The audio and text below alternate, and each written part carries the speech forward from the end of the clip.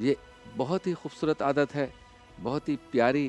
خصلت ہے، عادت ہے، طریقہ ہے اور بہت ہی نفیس چیز ہے۔ اور اس عادت، اس چیز، اس معاملے کو جس نے اپنے ساتھ جوڑ لیا، وہ لوگوں کے نزدیک بھی محبتوں کو بانٹنے والا بنتا ہے اور لوگوں کے دلوں میں اپنے لیے بھی محبت پیدا کرتا ہے۔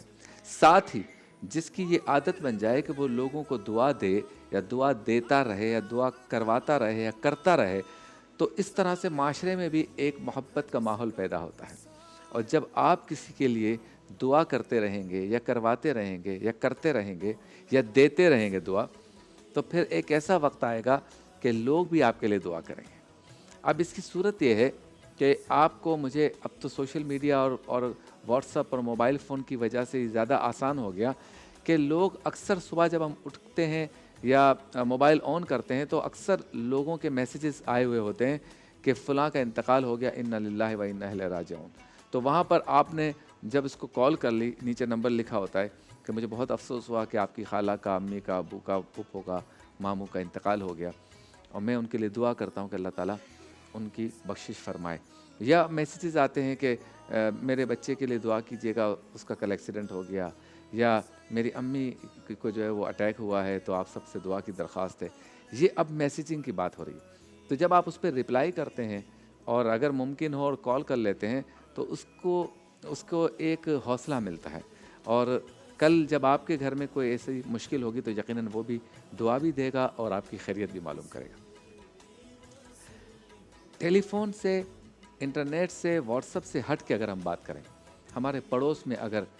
کوئی بیمار ہے اور لفٹ میں مل گیا، راستے میں مل گیا، محلے میں مل گیا، اگر آپ بلڈنگ میں رہتے ہیں تو سیڑھیوں پہ مل گیا یا گلی میں مل گیا، اور آپ کو پتہ چلا کہ اس کے گھر میں کسی کی طبیعت خراب ہے یا کسی کی موت ابھی ہوئی ہے،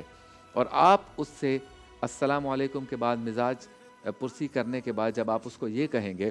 کہ مجھے یہ پتہ چلا تھا، میں دعا گو ہوں کہ اللہ تعالیٰ آپ کی اس مشکل کو آسان کرے، تو اس کے دل میں آپ کے لیے محبت بھی بڑھے گی، اور محلے میں یا بلڈنگ میں یا اس گلی میں رہنے کی وجہ سے کل اگر آپ کے ساتھ کوئی ایسا معاملہ آئے گا تو وہ بھی دعا کرے گا۔ اچھا، اس کے علاوہ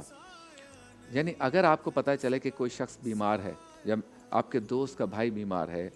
بہن بیمار ہے، اور آپ کو اس نے کہا کہ یار دعا میں یاد رکھنا، تو آپ نے خود بھی دعا کی، اور اگر کسی اجتماع، کسی محفل، کسی مسجد میں آپ کو موقع ملا تو آپ نے وہاں پر اس کے لیے دعا کروا دی۔ اور جب اس کو یہ پتہ چلے گا کہ میری بہن کی بیماری کا سن کر میرے دوست نے جو ہے وہ آج تراویح کی نماز میں امام صاحب سے گزارش کی تو سارے لوگوں نے آمین کہا ہے، 1000 لوگوں نے، 2000 لوگوں نے، تو وہ ساری زندگی اس بات کو یاد رکھے گا۔ دیکھیے، یہ جو مواقع ہوتے ہیں یہ نکل جاتے ہیں، کام بھی ہو جاتے ہیں، لیکن چیزیں پھر یاد رہ جاتی ہیں۔ جب آپ نے اس کی مشکل کو اتنا سیریس لیا اور اتنے خلوص کے ساتھ آپ نے خود بھی دعا کی اور لوگوں سے بھی کروائی، وہ کبھی بھی نہیں بھولے گا اس کو۔ اور پھر یہ جو عادت ہے کہ کوئی آپ سے کہے نہ کہے، آپ کسی کی داد رسی کے لیے اور کسی کی پریشانی میں دعا کے لیے خود آگے بڑھ کر کام کریں، تو یقیناً یہ بہت بڑی نیکی بھی ہے اور یہ معاشرے کے لیے بہت اچھا ہے۔ اللہ تعالیٰ سے دعا ہے کہ ہم سب کو اس طرح کی خوبصورت عادات جو ہے وہ اپنانے کی توفیق عطا فرمائے، اور اسی طرح سے ماحول میں بہتری آئے، معاشرے میں بہتری آئے، دلوں میں محبتیں پیدا ہوں۔